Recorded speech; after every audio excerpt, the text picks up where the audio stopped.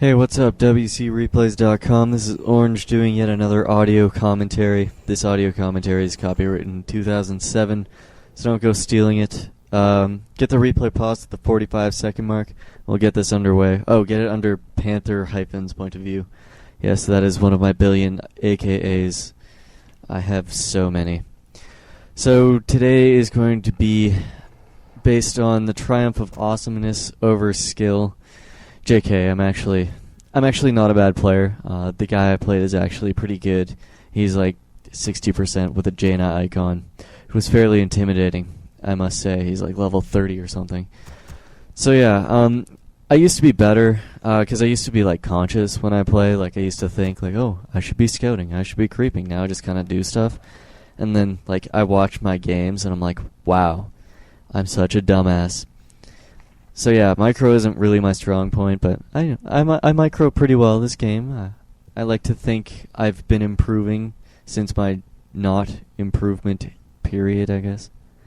And for those of you who think this replay is nub or whatever, the best way I think to learn is to learn from people's mistakes as opposed to learning from their perfection. Like, if you can point out certain mistakes and be like, wow, you know, I shouldn't do that. It's better than, like, I should do this, and then make the mistake on the way, and then you end up screwing yourself over. For example, like, say there's a big businessman who made it, like, to the top, and took a while to get there because he made a bunch of mistakes on the way. You can learn to avoid these mistakes and improve the velocity in which you obtain the success. It's kind of also like when people ask you, well, why would you do that? And you're like, well, why wouldn't you? You know, and you're trying to be all clever. Well, you know, it's an important question, and it's good to approach things in that manner, I guess.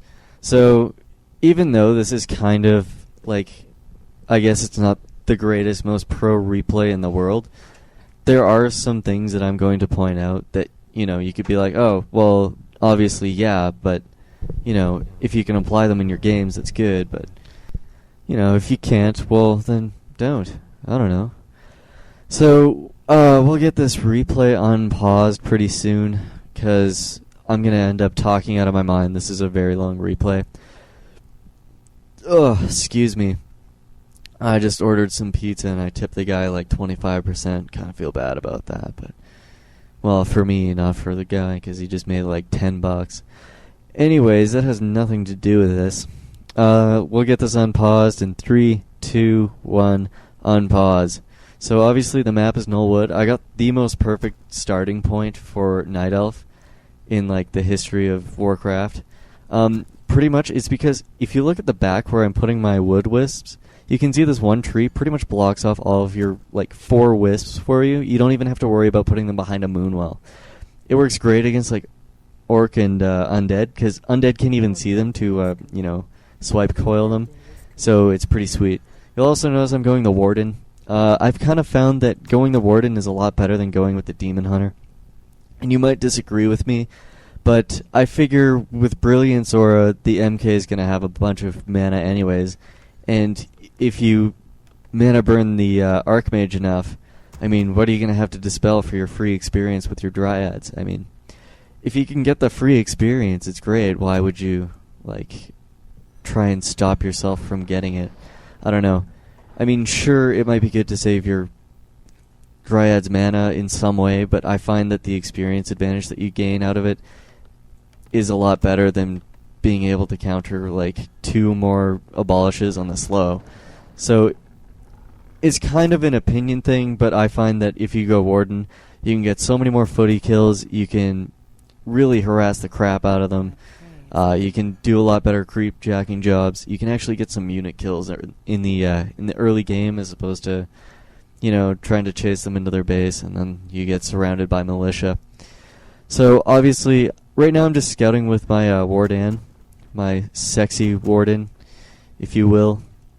If you look at the human player's base, he actually has really good base positioning. If you look at mine, my base positioning is kind of weird. But the reason I build it like this is to protect my Tree of Life. Well, at this point, because of tanks and such. So you'll notice I'm kind of scattering the way in which I use my Shadow Strike. Either focus on Footmen or focus on the Archmage. But really, in the first two shadow strikes that you use, if you use it on the footman and they run it away pretty quickly, you're probably not going to get the kill, but you're really going to slow down his creeping anyways.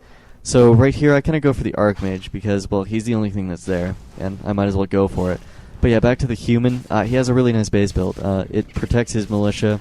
Also, with the tower right behind. Even later game, this becomes a bitch because I won't be able to run into his base and kill stuff. So my Warden's pretty low. I've kind of done some risky harassment, but I've done a lot more damage to him than he's done to me, so I'm kind of better off that way. The one thing that you do get with the Demon Hunter is you do reduce the amount that they can, tank, so they can't creep higher level creeps as easily. Right now I'm using my Wisp to basically scout out to make sure, where he's creeping right now. It's near the shop if you don't see it. So luckily I actually catch him going by, and since I just bought a Boots of Speed, I'm pretty good. I'm gonna do a nice detonate here. I don't think I got any mana, but it's worth it to detonate your Wisps if they're gonna die. Now I like to do a hunt build against human, especially with the Warden, because that way you can actually chase down footmen or heroes so much easier. So I do another nice Shadow Strike. I'm running a little low on mana, but really at this point in the game I'm pretty good. So I continue to chase off his hero with my Huntress, and really with a Demon Hunter you wouldn't really be able to get this much damage done on an Archmage, ever. Especially in the form of which I'm attacking. Now my Warden's sitting on her ass, so I didn't notice that. I'm basically trying to use my Huntress down low to get up and get rid of that Archmage. Now I don't get the Archmage kill, but I do slow him down and force him to build his shop a lot earlier than he would. And I don't chase my Huntress too far in because I figure, it's a human, you might as well back off a little. Now my tech is halfway done. His is almost done, and this kind of worries me. Because, when you hit tier 2, they always try and tower push, and that's kind of a pain, especially with Huntress, because they always try and do that rifle tower push with the Sorcerers, and Sorcerers are a lot more effective on the Huntress, so you kind of have to be a little careful there. Especially because the Archers have some form of... Oh, I didn't get that footy kill. 9 HP. Sorry, ADD.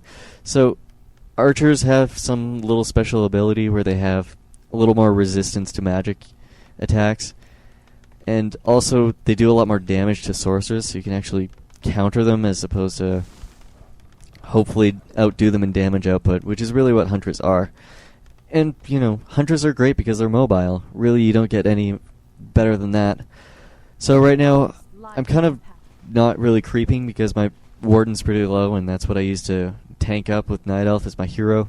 So I head over to the Fountain of Health. I thought it might have been a Fountain of Mana. I can never tell.